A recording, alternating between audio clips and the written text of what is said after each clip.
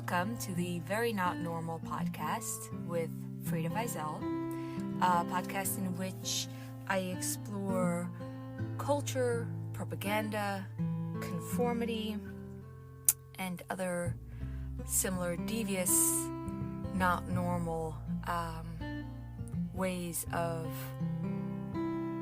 seeing society.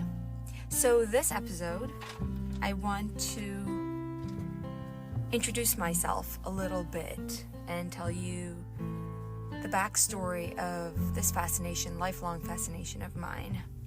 So I grew up in the subpar Hasidic community in Kiryas Joel. I am the fifth child in a family of 15, a rather respectable family in the community. My family was very stringent, and this is within a community that was very, very pious and conservative itself.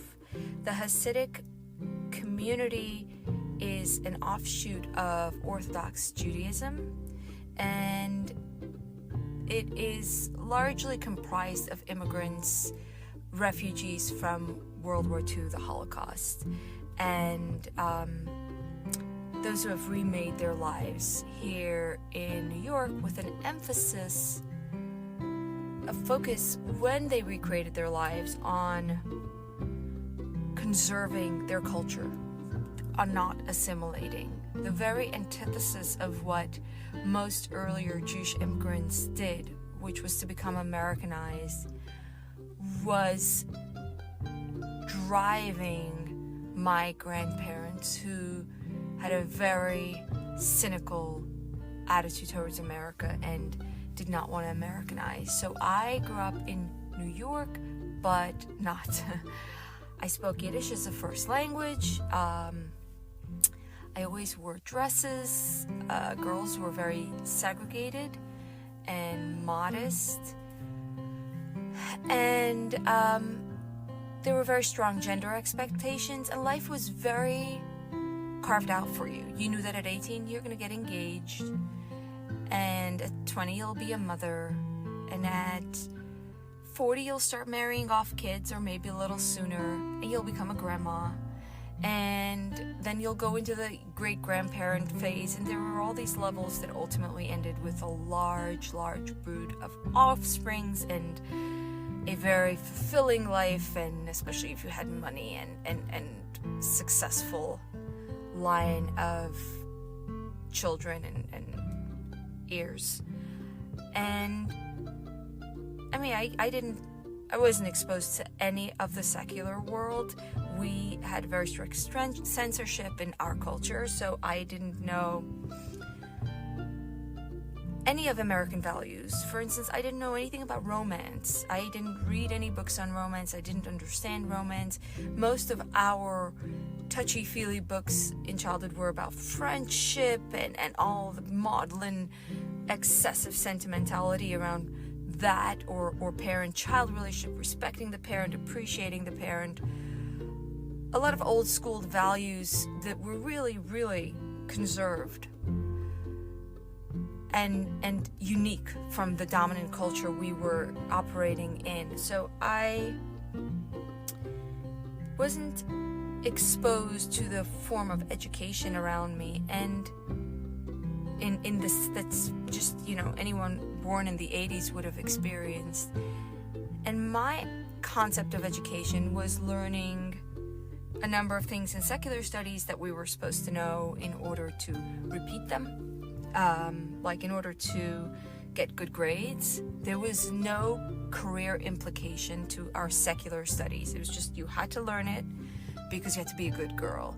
And the religious studies were at once seen as boring drollery. No one was really crushing on the Yiddish teachers as they were on the English teachers, who were seen as fancy and much more Americanized. Of course, the girls were coveting that. But the religious subjects introduced us to values of modesty and a lot of rituals and values of obedience, and those were seen to have a lot of value inherent to being a good mother and future the next generation of being the non-Americanized real Jew in America. I would say I had a distinct feeling of it being difficult. It was a difficult way to see the world for me. And what was particularly difficult was that you had to listen, you had to do, you had to follow, you had to be subservient, and you just could not doubt that. You could not say anything back. Young lady, or else. That was very repressed. It wasn't articulated, but the feeling was, you hold your head down, you listen. You do, you don't ask. And for me, it was very hard. I remember so clearly this moment in 8th grade. We had a teacher. Let's call her Mrs. Green. And she had the flaming red cheeks, these rashes on her cheeks, and she was very fiery. And she taught us, she was teaching us a verse, something, was of course barely listening, but she was teaching us a religious verse, and she asked a question. She said, there are two kinds of faiths. There's a mina peshita and a mina perunius. I think I'm pronouncing it correctly. But a mina peshita is simple faith, and a mina perunius is faith of understanding. Which faith is better? And my hand flew up, and I said, a mina perunius. And to my utter surprise, I was so completely taken off, I had walked straight into her trap. And she said, Nein. See, she said, a mina peshuta, a mina perunius, understanding your faith, it was easy. If you understood, what's hard? What's hard about faith when you understand? But faith that you don't understand, now see, that's the real challenge. And I sat there slumped in my chair thinking, wow, that is so hard. I had this distinct feeling of, I am set up for failure. This is gonna be so difficult. The standards set by parents, what it meant to be someone that made you proud, someone the teachers raved about, always felt to me like they put me at the very end of the line and I couldn't even hope to catch up. I just felt like I tried, but I don't know about this simple faith. It was very, very hard. And I wouldn't say I had any cognizant doubts at all. But I did have a feeling often of being in this unreal, this movie experience when my marriage was arranged, when my wedding came near. Although I didn't have the context, I didn't have exposure to secular narratives about how crazy that is, I did have the feeling that I was acting in some unnatural, strange setup, and like there was a lot unsaid.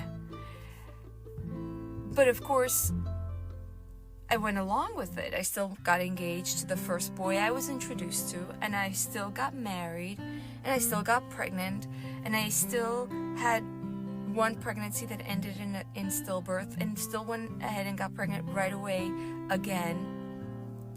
Even though all of these life events felt like I was playing them out in the Truman Show. I was playing them out at someone else's cues, and that I was living something weird and worth recording and worth reporting to my journal about.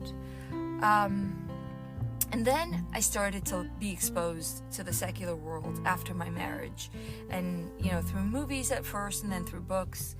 And eventually I was exposed to the idea of evolution and progress, which I think are very intimately tied. Because both of them are ideas in which the world goes from being simpler, more primitive, harder, to being more advanced, more intelligent, more convenient, more expedient, more enlightened. And this, of course, is the very opposite of what I was raised with, which is the concept of Yeridas Hadoros, of the decline of generations, of the past was much better, but now increasingly things are getting worse and worse, and they will keep deteriorating until the time of the Messiah.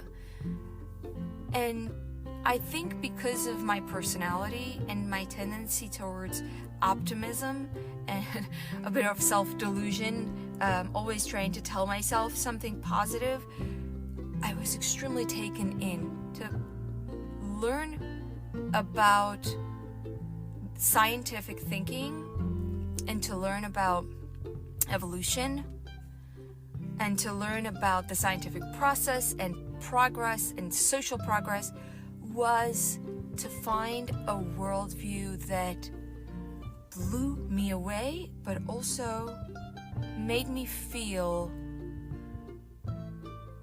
like it was good.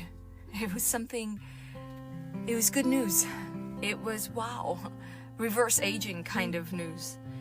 I think a part of, in that worldview, was the antithesis of the Amina Peshuta. It was not, or Amina Peshita, I don't know, but it was not about having simple faith, but about the scientific method of doubt and skepticism.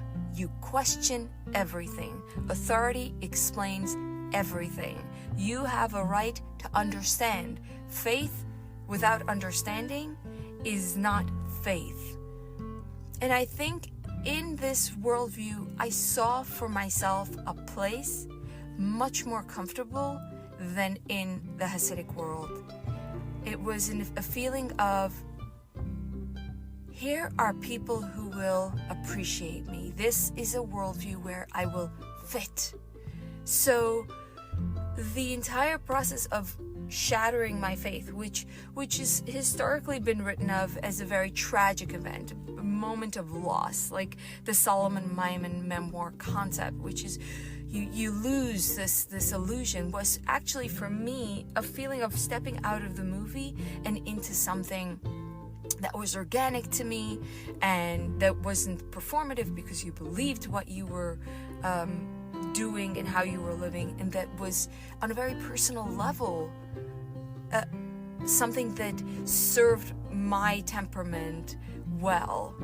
And I think because I came from such a sheltered and naive place, and because I contrasted so strongly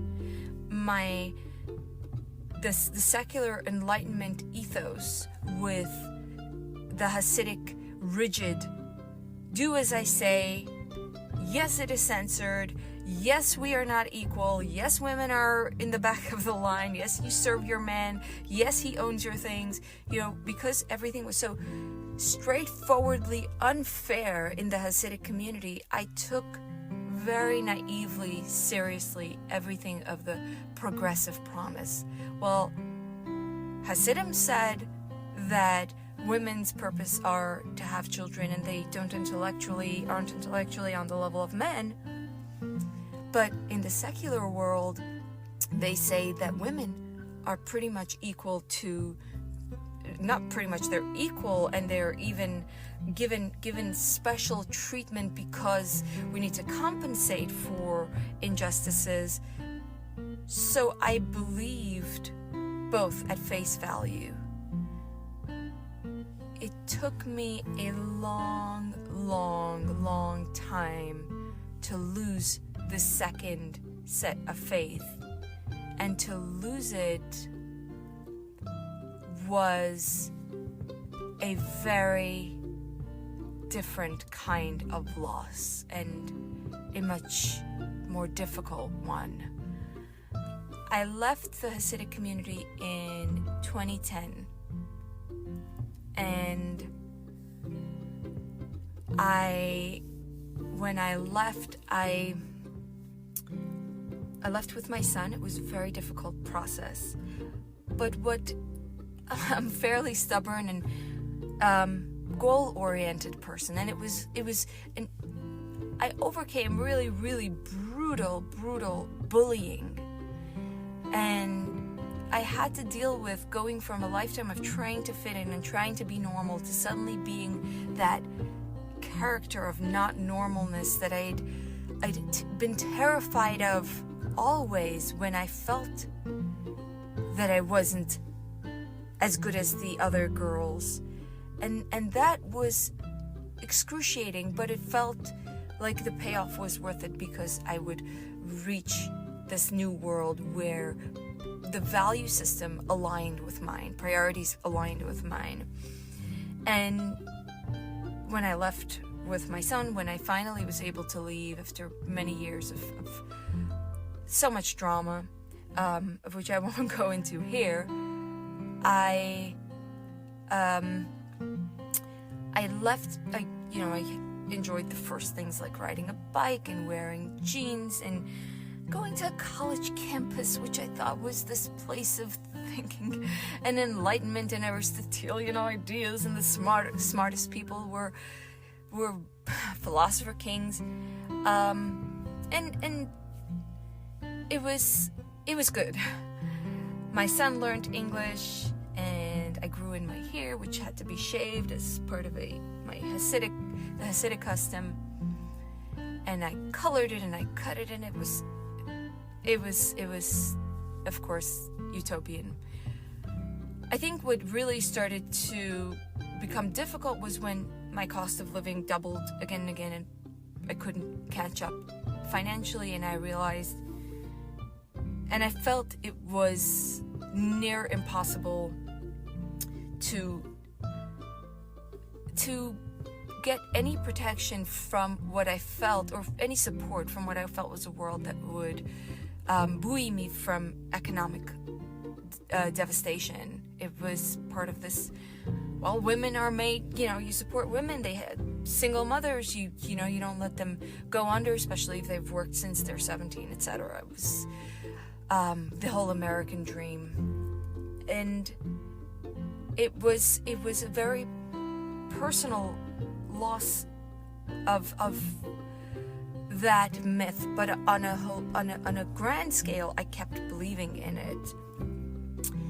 And I think the moment that it was shattered was the moment Donald Trump won, because the narrative of progress was very simple. First a black man is president, and then a woman is president. And yes, there were clowns and there were weirdos in the process, and there were some blips along the way, but we're becoming more intelligent and more human. The human race is heading in this singularly spectacular direction of increasing progress, equality, and all the good things. And when Trump ran for president, it was crazy and it was wild and it was ridiculous, but he was, in the New York Times you could see 99% chance he was going to lose, and that was it. And then I woke up the morning of the Trump victory, and I had the most crushing and devastating weight. I remember crying in my car. I remember this feeling of being in a daze in the Stop and Shop. I remember my son saying, "Mom, you're in a trance."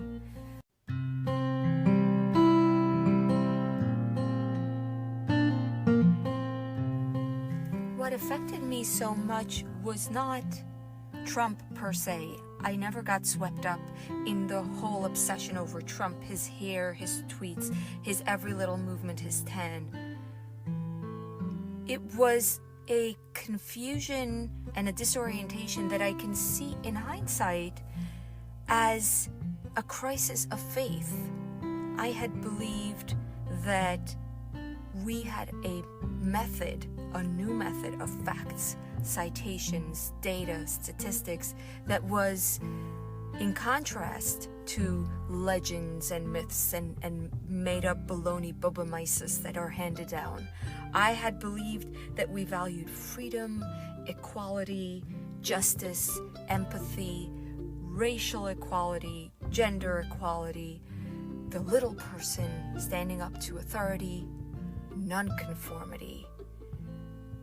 And the disruption, the moment of Trump was that moment where I had to think, well, maybe it's not just my personal life that doesn't reflect it. After all, I was told the truth that Trump would lose by these very fancy statisticians with big fancy pay, and they were wrong. Our prophets were wrong.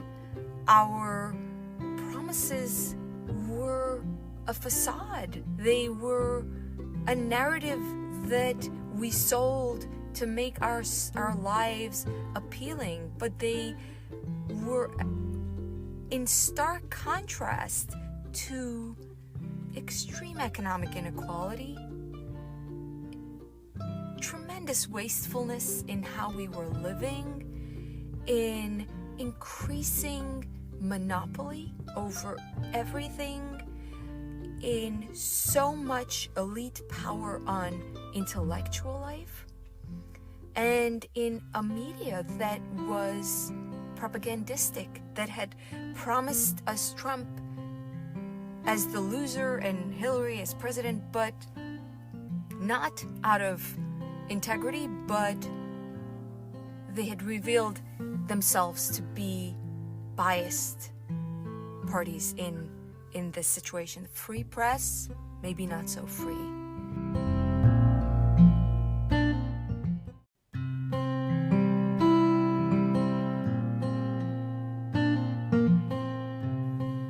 To realize that the things you believe to be true are simply myths in a society, in other words, to lose faith, is not so simple as to, no longer buy into it. It has extreme ramifications. It takes you from being normal to being not. Normal people do not see the myths. They believe it. They think it's the truth. They think it's organic. They think if they were alone, living like Tarzan, they would still believe these things. And because of that, they can be really brutal towards those who disagree with these inalienable facts of life. So to see through a myth is to become excluded in a certain way. And it was my experience of exclusion that marked my childhood, and to realize, to rethink the value system as a myth instead of as a truth, was to again become not normal. And it was to realize that when you poke the bear of a mythology, you get in trouble. When you poke truth, you don't. So suddenly you realize that there are off-limits territory where you want to go but you can't. So it is a process of becoming excluded, and for those who do the exclusion to simply fail to understand the agony, the challenge, what they are doing. I believe that to some degree we have in history recognized the importance of protecting non-conformists. The post-Enlightenment ethos was to a degree a protection of heresy, a protection for witches from being burnt. But that's been eroded, and what's left is something else. And That's something else often reminds me of similar things that go on in the Hasidic community. There are a lot of parallels, and they are fascinating because they create behaviors in smart people that you can respect, yet at the same time who are so oblivious to it. So probably because I see these strange, arbitrary lines and I don't fit in them, it is my fascination to understand them and to understand why people take them seriously and how they are impacted by them. So I will explore all sorts of normals, the normal mechanisms in the Hasidic community, what it means to be normal and normal, the normal of our modern society, the terrible new normal, and I'm sure many things in the interim. I hope you'll tune in, and if you can, share with friends or family or Facebook or whatever. That would be appreciated. Happy holidays.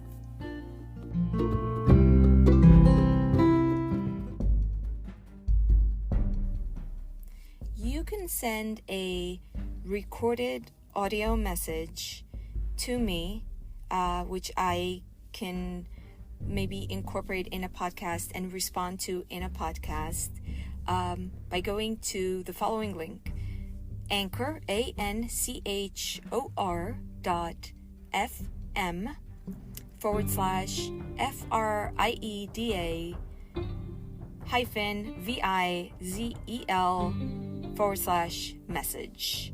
So if you want to give me feedback or ask specific questions, please, I would love to hear from you. If you want to leave me a naughty message, then I would not